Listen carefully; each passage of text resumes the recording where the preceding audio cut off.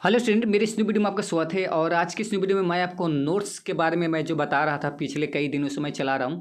तो आज का जो टॉपिक होने वाला है वो घर्षण के कारण, ये लेसन नंबर 6 है। इसमें ज़्यादा क्वेश्चन नहीं, मात्र इसमें 4 ही क्वेश्चन आया हुआ है। तो इसमें पहला क्वेश्चन है कि कौन सा बल गतिशील गेंद की गति को मंद करता है। तो घर्षण बल गतिशील गेंद की गति को मंद करता है। अगला, घर्षण बल क्या है। तो जब कोई वस्तु किसी दूसरी वस्तु की सतह पर सरकती है तो वस्तुओं के मिलन स्थल पर एक बल उत्पन्न होता है जो गति का विरोध करता है। इसी बल को हम घर्षण बल कहते हैं। जैसे कि जैसे मान के चलो कि अगर चक्का है, अगर कोई वाहन है चल रहा है, तो चक्के के संपर्क में रोड आएगा, तो रोड और चक्का के बीच में भी एक कुछ विरोध होगा जो चक्का को घूमने से रोकेगा। ये विरोध को हम क्या कर सकते हैं, तो घर्षण कर सकते हैं। विरोध यानी रोकना।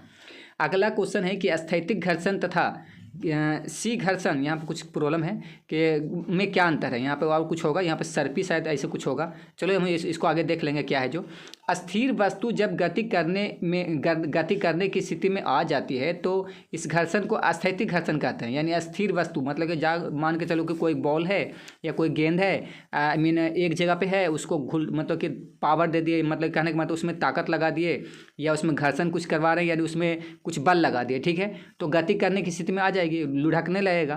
तो इस प्रकार का जो घर्षण होगा उसको हम कौन प्रकार का घर्षण बोलेंगे, तो स्थैतिक घर्षण बोलेंगे।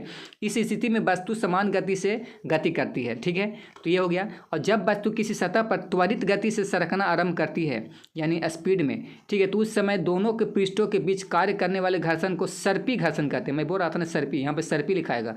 ये जो लिखा गया है ये वाला आप देखो, सर्पी ये यहाँ पे सर्पी ही होगा, सप्पी नहीं होगा, सर्पी होगा, ठीक है। सर्पी घर्षण कहते हैं।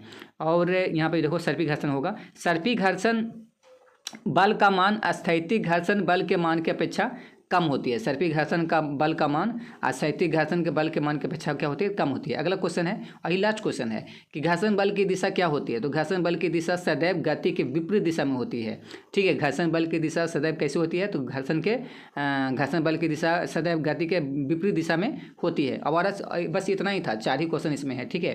तो और होगा, ऐसा नहीं कि नहीं होगा, बट मेरे को ये 4 क्वेश्चन ही बेहतर लगा तो मैं 4 ही क्वेश्चन निकाला हूँ, ठीक है। मिलते हैं नेक्स्ट वीडियो में। वीडियो अच्छा वीडियो लाइक करना, चैनल को जरूर सब्सक्राइब मारना। Thank you.